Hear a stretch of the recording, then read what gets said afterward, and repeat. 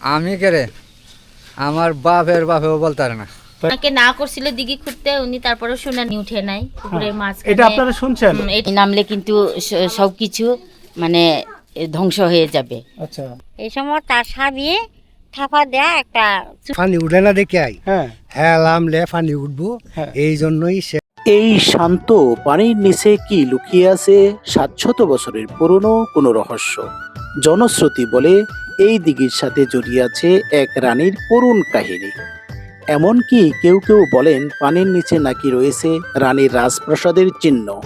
কিন্তু সত্যি কি এখানে কোনো রাজপ্রাসাদ ছিল, নাকি সময়ের সঙ্গে তৈরি হয়েছে এক? আজ আমি আপনাদের নিয়ে এসেছি নেত্রকোনা জেলার দুর্গাপুর উপজেলার বিরিশিরিতে অবস্থিত ঐতিহাসিক কমলারানীর দিঘিতে। এটি শুধু একটি পুকুরই নয়, বরং ইতিহাস, লোককথা আর রহস্য গড়া বাংলাদেশের ঐতিহাসিক একটি স্থানের মধ্যে অন্যতম। তো চলুন জেনে নেই সেই দিঘি সম্পর্কে। তো দর্শক, রাজা প্রজাদের জন্য একটি পুকুর খনন করলেন, আর পুকুরে পানি উঠল না। আর তখন স্বপ্নাদেশ পেয়ে কোনো রানীকে আদেশ করলো যে ওখানে গঙ্গা দেবীকে পূজা দিতে হবে। তখন সেই রানী যখন পুকুরে ডুবে পূজা দিতে গেল, তখন চতুর্দিকে পানি উঠে রানী আর উঠতে পারল না। সেই পুকুরটা কোথায়?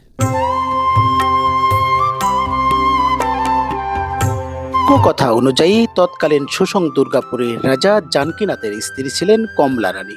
প্রজাহিত সেই রাজা প্রজাদের পানি কষ্ট দূর করতে বিশাল এক পুকুর খনন করার পরিকল্পনা করা হলে তিনি তা খনন করেন। দীর্ঘদিন খনন করার পর যখন সেই পুকুরে পানি উঠছিল না, তখন প্রজারা নানানভাবে তাকে বর্ষণা এবং তিরস্কার করতে শুরু করে। তখনই স্বপ্নাদেশ পেয়ে থাকেন রাজা। চোখ যায় এই যে বিস্তীর্ণ আবাদি জমি, ওই দুই পাশে যে পাহাড় দেখছিলেন এটা কিন্তু পুকুর, আর ওই পাশে রয়েছে প্রায় বিশাল আয়তনের যে পুকুরটা, এই যে জমিগুলো দেখছেন, আর এই যে বাড়িঘরগুলো, এই যে এটা হলো পুকুরের পাড়। দুই পাশে ওই যে পাড়গুলো আছে, চতুর্পাশে ওগুলো বাড়িঘর, এই সবগুলো বাড়িঘর। আর এই যে ধানি ফসলের মাঠগুলো দেখছেন, এটা পুরোটাই ইতিহাসে প্রায় ৭০০ বছর পূর্বে এই পুকুরের পাড়গুলো ছিল। চারিপাশে কিন্তু আদিবাসী গারো আদিবাসী সম্প্রদায়ের বসবাস। দর্শক, আমি চেষ্টা করছিলাম আপনাদেরকে এই পুকুরটার সম্পর্কে জানানোর জন্য, দেখানোর জন্য। রানী কমলা রানীর এবং সাগর দিঘি নামে পরিচিত এই পুকুর। ভাবুন তো, এক সময় যেখানে ছিল বিশাল জলরাশি, আজ সেখানে বয়ে গেছে সোমেশ্বরী নদী। কয়েকশো বছরের ব্যবধানে প্রকৃতি কিভাবে বদলে দিয়েছে একটি ঐতিহাসিক স্থানের চেহারা। আর এটাই হলো কমলারানীর দিঘির সবচেয়ে আকর্ষণীয় এবং বিস্ময় করা বিষয়।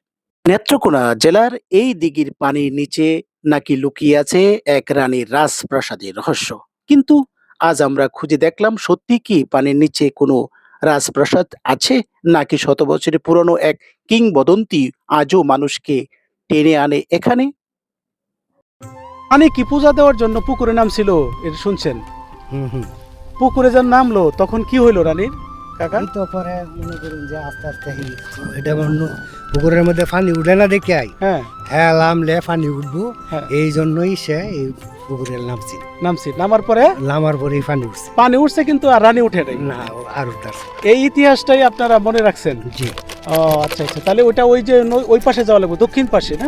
এটা সোজা দক্ষিণ পাশে বিরিশির পাশে। এই কমলা রানীর পুকুর এবং এই পুকুরের ঘিরে রহস্যজনক কমলা রানীর তার আত্মহতির কারণে হয়েছে নানা রকম জারি সারি ভাটিয়ালি কিচ্ছা কাহিনী থেকে শুরু করে লোক সংস্কৃতি শুরু করে অনেক ধরনের যাত্রাপালা এবং গানের আসর জমেছিল।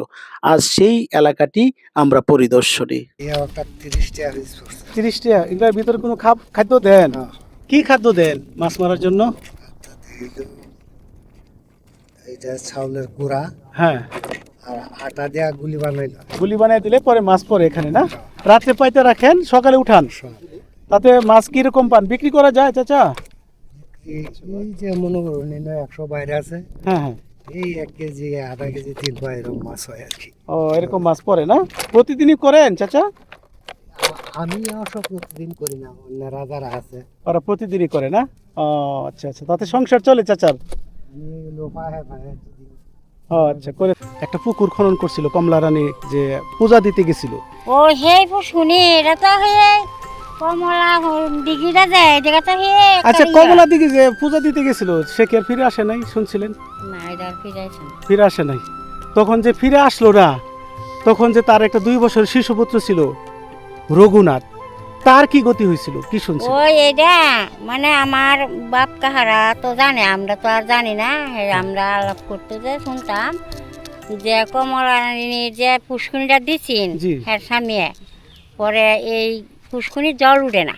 আচ্ছা, পরে জল না উঠলে পরে সামনে দেখছে যে পুষ্কুনির ভিতরে যদি কমলা রানী নামে হ্যাঁ, তাহলে জল উঠবো। নামবো এবং মানে গঙ্গা দেবীকে পূজা দিতে হবে। হ্যাঁ। পূজা দিলে পানি উঠবে, হুম। আর পানি উঠার সাথে সাথে আর রানী উঠতে পরে পারবে। এই যে সময় নামছে পরে জল উঠতেছে, পরে যে সময় মানে কমলা রানীর মানে তল হয়ে পড়ে, এই সময় তার স্বামী থাপা দেয়া একটা চুল আর কি মাথার চুল আটে রাখিয়ে দিয়েছিল। দূরছিন হ্যাঁ, পরে বাঁচার পাইছে না। না পরে থেকে সেই গা পরে আর যে তার বাচ্চা যে কয় মাসে জানি আসেন, 2 বছরের বাচ্চা। হ্যাঁ, এই বাচ্চারে স্বপ্নে দেখছে যে এই যে পুষ্করি পারে, হ্যাঁ হ্যাঁ, হ্যাঁ এই বাচ্চারা থইতো। আচ্ছা পরে হ্যাঁ দুধ খাওয়াইয়া থয়ে যাইব। আচ্ছা আচ্ছা, পরে এই যে দুধ খাওয়া বলে থয়ে যেত, আরেকদিন যে সময় দুধ খাওয়াতে আয় এই সময় স্বামী দেখতে আছে। দেখে লাইছে। হ্যাঁ, দেখা পরে যে সময় স্বামীর যে হ্যাঁ জিজ্ঞাসা করতেছে এই সময় হ্যাঁ তোর হয়ে আসছে। তল হয়ে গেছে, পানির সাথে মিলে গেছে। হ্যাঁ। আসলে কি কমলা দেবী রানীর ওই উনি কি আপনি পুকুরে পানির নিচে থাকতেন এরকম শুনছেন আপনারা? না না, এটা শুনছি না। এটা শুনছেন না, তাহলে পানির সাথে বিষা থেকে পরে বাচ্চাকে দুধ খাওয়াইতে আসতো, হ্যাঁ হ্যাঁ এরকম শুনছেন হ্যাঁ, আপনারা? হ্যাঁ। আপনার বাপ দাদারা বলছে? হ্যাঁ। আচ্ছা, অনেক ধন্যবাদ তাকে। আচ্ছা। দর্শক, পর্দায় যে পুকুরটি দেখছিলেন এটি হচ্ছে রাজা জানকীনাথের প্রথম খননকৃত পুকুর, যেখানে তাদের বাসস্থান এবং তার রাজপ্রাসাদ ছিল। আর রাজপ্রাসাদ থেকে প্রায় 3 কিলোমিটার দূরে কমলা রানীর সেই রহস্যগেরা ইতিহাস বিজড়িত যে পুকুরটি, সেই পুকুরটি নিয়ে আমরা আলোচনা করব এবং দেখাবো আপনাদেরকে। শ্রোতা, এই হচ্ছে সেই রাজা জানকীনাথের প্রথম খননকৃত যে পুকুর, যেখানে পানির কষ্ট লাঘব করার জন্য এখানটায় খনন করেছিল প্রথম। আর দ্বিতীয়টা যে রাজা দ্বিতীয়বার যেটা খনন করেছিল সেটা হচ্ছে রানী। দর্শক, রাজা জানকীনাথের যে মহাবিদ্যালয় উপজেলা প্রশাসনের কর্তৃক যেটা দেখালাম, এটা কিন্তু বিলুপ্ত হয়ে এখন কিন্তু সরকারি অফিস আদালত বিভিন্ন ধরনের প্রতিষ্ঠান এখানে গড়ে তুলেছে, যার জন্য এখানে কোনো স্মৃতিকাতর বা কোনো চিহ্ন এখানে রাখা হয়নি। আর যে পুকুরটা দেখালাম সেটা হচ্ছে জানকীনাথের প্রথম তৈরি করা পুকুর। আর তারপরে আমরা যাব সেই রানী কমলা রানীর যে পুকুর, যেটাকে সাগর দিঘি নামে পরিচিত, সেখানেও আমরা দেখাবো, আপনাদেরকে এক্সপ্লোর করে দেখাবো। নেত্রকোনা জেলা নামের সাথে তার কাজের জন্য একটা অর্থবহ মিল রয়েছে, যেখানে আমরা চলে গিয়েছিলাম নেত্রকোনা জেলা সদর থেকে 3 কিলোমিটার দক্ষিণে, যেখানে সোমেশ্বরী নদীর পাড়ে এক প্রাকৃতিক অনাবারিত সৌন্দর্যের মোহে মুগ্ধ হয়ে আমরা গিয়েছিলাম বিরিসিরিতে। এটা বিশাল এক রানী কমলা রানীর পুকুরের যে পার, আর আমরা দেখাইছিলাম। আর এটা প্রায় 700 বছর পূর্বের ইতিহাস। আর ইতিহাস বিজড়িত এই জায়গা, ইতিহাসের আলোকে যতটুকু আমি এই যে এটা দেখছিলাম একটা পার, যে পার একসাথে কম করে হলেও 20 জোড়া ঘোড়া কদম দিয়ে দর্শক যাইতে পারবে এই পুকুরের পার দিয়ে। আর দর্শক দেখুন এই পুকুরের পার, আর পুকুরটা বিশেষ করে এই যে ওই পাশে পূর্ব পাশে হচ্ছে নদীর কিনারা, আর নদীর কিনারে এই পাশে এই যে ধানি আবাদের ফসল দেখছিলেন, যে ধানি মাঠটা, এটা পুরোটাই কিন্তু দর্শক পুকুর ছিল। আর এই পুকুরটা ভরাট করে ফেলছে, এখানে দখল করে দর্শক এই রাজা জানকীনাথের যে পুকুরটা ছিল, এই পুকুরটা কিন্তু পুরোটাই যে ধানের ফসলের পুরোটা যে ধানি ফসলের আবাদি মাঠ দেখছিলেন, এই পুরো মাঠটাই কিন্তু এটা পুকুর ছিল। এই পুকুরটা ছিল কমলা রানীর পুকুর। আর এই কমলা রানীর এই পুকুরে কিন্তু কমলা রানী প্রজাদের পানির কষ্ট দূর করার জন্য গঙ্গা যে দেবী ছিল, এই দেবীকে এখানে পূজা দিতে যায় উঠতে পারেনি। আর এখানকার একজন আদিবাসী মানে যতটুকু মানে বয়োবৃদ্ধ লোক আছিল, উনি জানাইছিল যে এই পুকুর মানে পুকুর ঘাট থেকে দাঁড়ালে মানুষগুলোকে পিঁপড়ার মতো দেখা যেত, এতটা গভীর এবং খনন করেছিল। আর কিছুটা নদী গর্ভে বিলীন হয়ে যায়, বিশাল বিস্তীর্ণ এলাকা এই পুকুর। এই পুকুরের আয়তন সঠিকভাবে এই এলাকার, বিশেষ করে এই স্থানীয় এলাকার লোকজন বলতে পারে না। এটা হচ্ছে কমলা রানীর পুকুরের একটি দৃশ্য। দর্শক, আমি আপনাদেরকে দেখাতে সক্ষম হচ্ছি। ওর কেমনি কই দিত 500 বছরের ঘটনা সব। আপনি কিছু শুনছেন এই পুকুর সম্পর্কে? যা আমরা কানে শুনছি দিত। কিরকম শুনছেন? ওর কেমনে কই হন রানী পুকুর, এখানে রানী কি পুজো দিতে যায় পরে আর উঠে নাই? ও এইসব হ্যাঁ। এটা তো শুনছি। এটা শুনছেন? রাজা জানকীনাথের রানী রানী কমলা রানী যিনি ছিলেন না, উনি তো আর উঠতে পারেন নাই। তো কেমন উঠবো ওখান শুনছি আর কি না পারে থাকিয়া হ্যাঁ নিচে দেখলে বলে মানুষ যারা কাম করে হ্যাঁ, পিঁপড়ার মতন দেখছে এরকম বড় পুকুর আছিল, এরকম ওইও। গর্ত করছিল, গর্ত করছিল আচ্ছা, তো আচ্ছা। পানি বার হয় নাই পানি বের হয় নাই। যখন রানী কমলা রানী যখন পুজো দিল গঙ্গা দেবীকে, ও তখন মানে পানি উঠেছে কানে তলে গেল, আপসরে আপসরে তলে গেল না। চলে গেল হয় ও আচ্ছা আচ্ছা, দাদা বাড়ি কোনটা দাদার? আপনার হয়েছে ও আচ্ছা আচ্ছা। পর্যটন এবং পর্যটন শিল্প উন্নত যে জেলা সীমান্তের ময়মনসিংহ, সেটি হচ্ছে নেত্রকোনা। আর এই নেত্রকোনা জেলাকে কেন্দ্র করে গড়ে উঠেছে নানা তো রকমের আদিবাসীদের এটা পুরোটাই ছিল পুকুরের পার।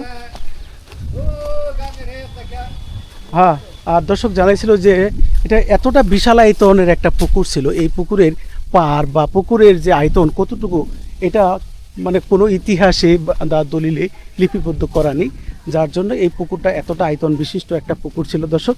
আর পুকুর পাড়ে এখানে গারো আদিবাসীরা এখন বিভিন্নভাবে মানুষজনের লোকজনের বসবাস, এই বসবাস কিন্তু এই জায়গাটুকু, এই যে আমি দেখাইছিলাম যে আবাদি জমিগুলো, এগুলো পুরোটাই কিন্তু দর্শক পুকুর ছিল একসময়। আজ থেকে 700 বছর পূর্বে কমলা রানীর পুকুর নামে পরিচিত এই পুকুরটি আজ ইতিহাসে সাক্ষী হিসাবে অমলিন হয়ে রয়েছে মানুষের হৃদয়ে, অন্তরে এবং স্মৃতি কাতর হিসাবে রয়ে গেছে দর্শক। এই পুকুরটা কি কতটুকু আয়তন ছিল? আর এই পুকুরটা আমি কেরে আমার বাপের বাপেও বলতে পারে না। তাই না, তাই এখানে একটা পুকুর ছিল তো শুনছি, আসিন আর এখানে কমলা রানী পুজো দিতে যায় পানি উঠে না বিদায়, সে আর উঠে নাই দুনিয়াতে। এটা শেয়ার উঠানে আমরা শুরু থেকে শুনতেছি, আমরা বাচ্চা ছাড়াও গপ করছে যে যা সামন থেকে কুদাইছে এই সময় বলে কমলা রানী উঠছেন, হ্যাঁ। এরপরে পানি উঠছে, পানি উঠছে, এর আগে উঠছে না, মানে তার- কমলা রানী আর দিকে উঠতেছে না। উঠতে পারে নাই, উঠতে এটা পারে শুনছেন আপনি না? হ্যাঁ। ও আচ্ছা, তারপরে আর কোনো নিদর্শন, কোনো আলামত আছে এই পুকুরের? আলামত তো যে এই যে মনকাল এটা আছে, আর এই যে পাটটা আছে, এই যে পাড়টা, এই পারে বসতি স্থাপন করছে মানুষজন, এই যে গারো। ওরা বসবাস করে না এই পুকুরের পাড়েই।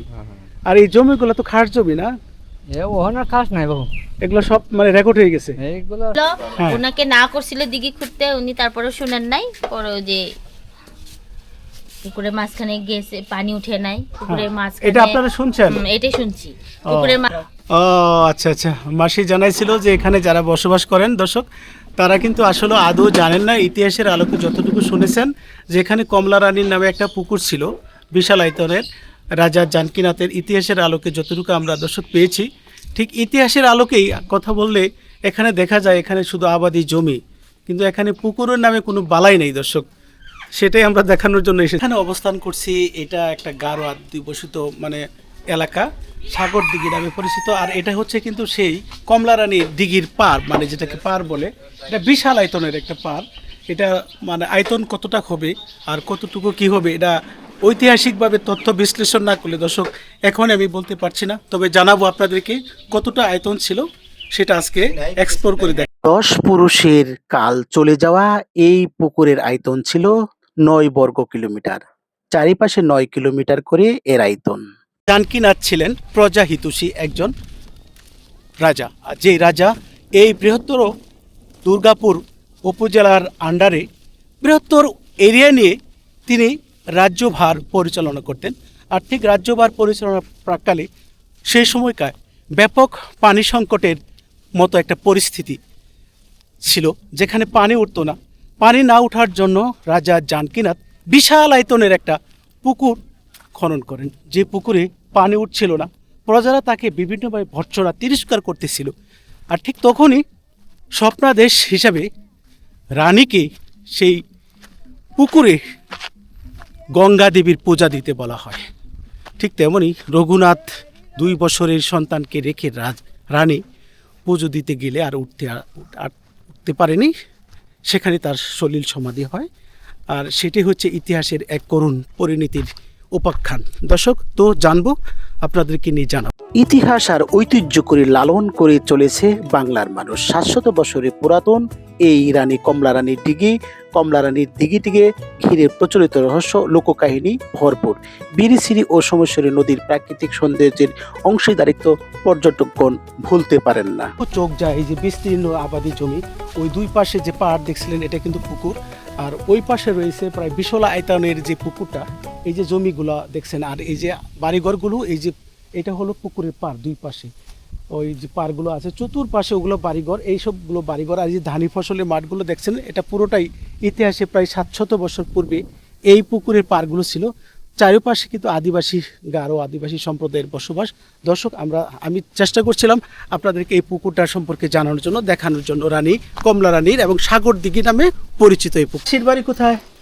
এখানে ওই যে উত্তর পাশে। কোথায় যেতেছেন এখন? বাজারে? এখন আমি যাচ্ছি হচ্ছে হসপিটালে, হসপিটালে। আমার বড় দিদির ওষুধ। আপনারা যে এখানে বসবাস করেন, আপনার বাবা মা তো বলছে এই ইতিহাস না, এরা কমলা রানীর যে পুকুরটা ছিল, এটা আপনার ইতিহাসে শুনছেন বা তাদের মুখে মুখে শুনছেন, তাই না? হ্যাঁ, আপনারা তো দেখেন নাই, আপনার বাবা মারাও দেখেন নাই, বাবার বাবারাও দেখে নাই, ঠিক না মাসি? হ্যাঁ, বাবারাও যেমন দেখে দিদি শুনছে, লেখাপড়া করছে বিদায় ইতিহাসের লোকে না দিদি? আপনি তো ইতিহাসে পাইছিলেন? ইতিহাসে নাই তো, প্রত্নতাত্ত্বিক ইতিহাসে নাই? ইতিহাসে পাই নাই আমরা, এই যে বাপদাদার মুখে শুনছি। আপনি তো ওই যে রাজা জানকীনাথের নাম শুনছেন, শুনছি তো। ওই যে সুসং রাজা ছিল এখানে, হ্যাঁ, সুসং এবং দুর্গা, একজন ছিল মানে হিন্দু আর একজন ছিল গারো। এই সুসং দুর্গা দুইজনের নামই তো সুসং দুর্গাপুর, ওইভাবেই তো শুনছি আমরা। ওইভাবে শুনছেন না? সেই আলোকে আর কি, যে রাজা ছিল জানকীনাথের রাজা, এখানে সাধারণের কষ্টের কথা চিন্তা করে এই পুকুরটা খনন করেছিল। এখানে আবার মানে লোকশ্রুতি আছে, আবার প্রত্নতাত্ত্বিক নিদর্শনেও বলা আছে যে এমন ভাবে পুকুরটা খনন করা হয়েছিল, পুকুরের পাড় থেকে নিচ দিকে তাকালে মানুষ নামলে পিঁপড়ার মতো দেখা গেছে। এরকম তো অনেক। আর এরকম। এরকম শুনছি যারা পুকুর খুঁড়ছে হ্যাঁ, তারা নাকি ওই যে মাথা বেঁধে গামছা বেঁধে তারা পুকুর খুঁড়ে না, হ্যাঁ, এরকম তাকালে নাকি ওই গামছা পড়ে যাইতো, পড়ে যেত এরকম। তাহলে এমনই গভীর আর কি। এমনি এরকম গভীর করে করে খুঁড়ছিল, তবু মানে পানি উঠে নাই, তবু পানি উঠে ওটাই নাই। শুনছি, আচ্ছা আচ্ছা, পানি উঠে নাই। তার মানে সুসং রাজার স্ত্রী তো কমলা রানী, কমলা রানী।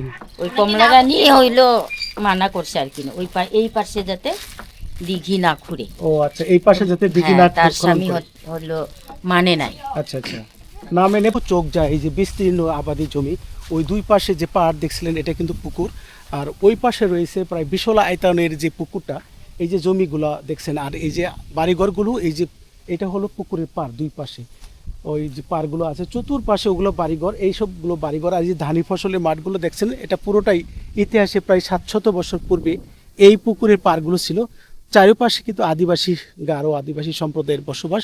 দর্শক, আমি চেষ্টা করছিলাম আপনাদেরকে এই পুকুরটা সম্পর্কে জানানোর জন্য, দেখানোর জন্য। রানী, কমলা রানীর এবং সাগর দিঘি নামে পরিচিত এই পুকুর।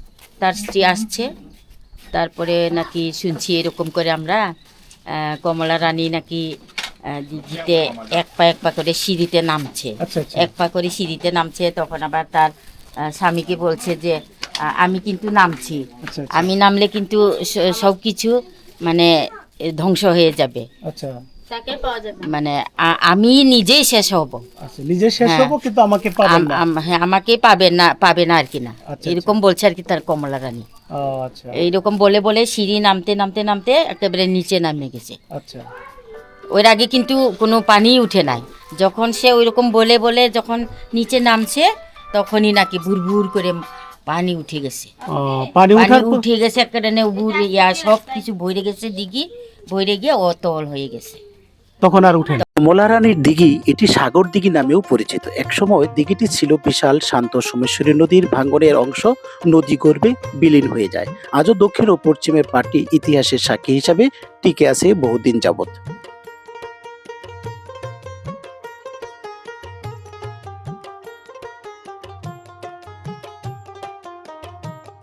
তখন আর সে উঠে নাই, উপরে উঠে নাই, ও নিচেই নামে গেছে। আচ্ছা আচ্ছা, এখন আমরা ওটাও জানছি যে ওইদিকে একটা নালা গেছে না, ওই হ্যাঁ, যে ওইখানে কিন্তু একটা ওইটার পাড়ে কিন্তু নালার মতো গেছে, ওই যে সোমেশ্বরীর দিকে আচ্ছা আচ্ছা, ওইখানে গেছে নাকি, ওই দিক দিয়ে নাকি বার হয়ে গেছে, ওইটা শুনছি আমরা। ওই দিক দিয়ে বাড়িয়ে গেছে না? আবার এই দিঘির তলদেশে এটাও শুনছেন যে তলদেশে রানী বসবাস করতেন, তার 2 বছর শিশু পুত্রকে রেখে যখন হ্যাঁ, হ্যাঁ। পুজো দিতে যায় গঙ্গা দেবীকে, আসছে নাকি ওই ও আবার তার দুধ খাওয়াতে আসছে, ছোট বাচ্চারে দুধ খাওয়াতে নাকি আসছে, এখানে ওটা নাকি আসছে। দেখছে আর কি। ও আচ্ছা আচ্ছা, আর ওইটাও শুনছি যখন হে বার হয়ে গেছে দিঘিতে, তখন নাকি তার চুল ধরে মানে রাখছিল তার আচ্ছা, আচ্ছা। স্বামী সুসং রাজা, তখন নাকি একটা চুল নাকি হাতে বাইজে আসছিল বাইজে আসছিল। ও। ওই চুল নাকি এক কৌটা হয়েছে, এক কৌটা হয়ে গেছিল একটা চুল থেকে। একটা চুলি। আচ্ছা, আমরা যে গারো আদিবাসী পল্লীটা মানে গ্রামটিতে এসেছি, এটা গ্রাম নয়, এটা কিন্তু রানী কমলা রানীর পুকুর পাড়ের একটা পাড় যেটাকে বলে, এই পাড়টাই কিন্তু সেই পাড়, যে পাড়টা একটা পুকুরের একটা বেষ্টনী হিসেবে রাখছিল। আর পুকুরটা দেখানোর মতো এখানে কিছু নাই, আমরা হতাশ হয়ে ফিরে যাচ্ছি। যদিও এই পুকুরের আয়তনটা আমরা যদিও দেখেছি, পুরোটাই কিন্তু আবাদি জমির মাঠ হয়ে গেছে। এখানে পুকুর নামে কোনো শব্দ নাই, তবে পাড়টাই দর্শক রয়েছে মেন রোডের সাথে। বেরিসেরি মেন রোডের সাথে থেকেই যে আমরা আসছিলাম, যে ওই যে দেখুন মেন রোড দর্শক, পাকা রোডটা, আর এখানটাই হচ্ছে সেই পুকুরের পার। ওই যে ডারকেলের চারা ওই পাশে, চতুর্পাশে কিন্তু পার নয়, এটা একটা গ্রাম। এই চারিপাশে গ্রামের মাঝখানে যে আবাদি জমিটা দর্শক, ঠিক এটাই হচ্ছে সেই কমলা রানীর পুকুর বা সাগর দিঘি নামে পরিচিত। আর এটা ঐতিহাসিক একটা জায়গা, প্রায় 700 বছর পূর্বের ইতিহাস বিজড়িত এই জায়গাটি থেকে। আমি আবারও আপনাদেরকে স্বাগত এবং শুভেচ্ছা জানাই।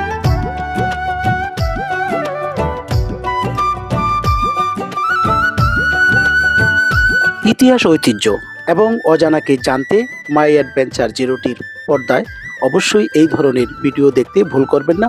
অবশ্যই ভিডিওটি ভালো লাগলে চ্যানেলটি লাইক, শেয়ার এবং সাবস্ক্রাইব করতেও ভুলবেন না। সে পর্যন্ত সকলেই ভালো থাকবেন।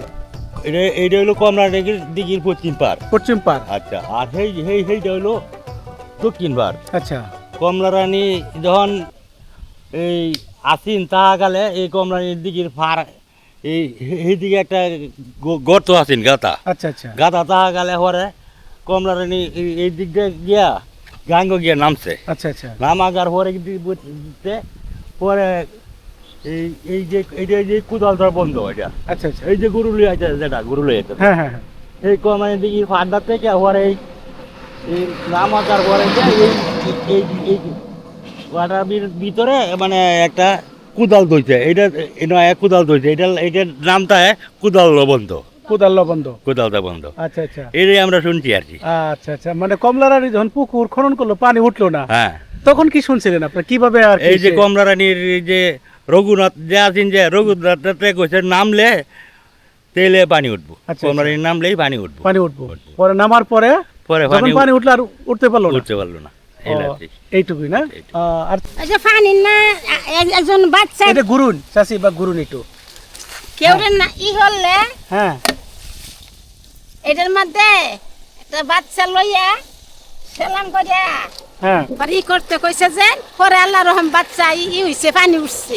আচ্ছা আচ্ছা, এটা শুনছেন আনে ব্যবসা ছাড়া কইছে। হ্যাঁ এইটাই শুনছি। আচ্ছা, এই যে পুরা পুকুর পাড়টা যে কমলা রানীর পুকুর পাড়, এখন তো কোনো পুকুরে কোনো চিহ্ন নাই চাচি। না অন চিহ্ন নাই, এখন চিহ্ন নাই। এই যে এইটা হইলো কমলারানীর পুকুর, এটা মানে বেটাই ধরে এখন আর কি। এটা পুরাটাই পুকুর পাড় ধরে। হ্যাঁ ও আচ্ছা আচ্ছা, তাহলে কি করতেছেন চাচি এগুলা? আমি যখন বাবা বাড়িতে যাই কি আছে, রাজা জানকীনাথ পানির কষ্ট দূর করার জন্য আজ থেকে দশক 700 বছর পূর্বে একটি বিশাল আকারের পুকুর খনন করেছিল। যে পুকুরে পানি উঠছিল না, পানির জন্য হাহাকার করছিল, রাজাকে প্রজারা ভর্ৎসনা করতে শুরু করছিল। ঠিক তখনই রাজাকে স্বপ্নাদেশ বলা হয়, রানী যদি গঙ্গা দেবীকে এই পুকুরের মাঝখানে আচার অনুষ্ঠানের মাধ্যমে পুজো দিতে পারে, তো এই পুকুরে পানিতে পরিপূর্ণ হয়ে যাবে। যার জন্য রাজা জানকীনাথের রানী তার শিশুপুত্র রঘুনাথকে ফেলে প্রজা সাধারণের কষ্টের কথা চিন্তা করে তিনি কিন্তু সেই পুকুরে পুজো দিতে গেলেন। পুজো দেওয়া শেষ হওয়ার পরপরই কিন্তু দর্শক তিনি কিন্তু আর উঠতে পারলেন না। তখন সেই পানিতে, অর্থাৎ পুজো দেওয়ার সাথে সাথে পানিতে এমনভাবে ভরে গেল, সাথে সাথে রানীর সলিল সমাধি হয়ে গেল, রানী আর উঠতে পারলেন না। এক করুণ ইতিহাসের সাক্ষী এই দুর্গাপুরের রাজা জানকীনাথের সাগর দিঘি, যে সাগর দিঘিটি বর্তমানে দর্শক বিলীন হয়ে এক নদীগর্ভে বিলীন হয়ে যাচ্ছে সোমেশ্বরী নদীতে, যা কিনা ইতিহাসের এক অগ্নিগর্ভ রচনার ইতিহাসে সাক্ষী হয়ে থাকবে অনন্তকাল, চিরকাল।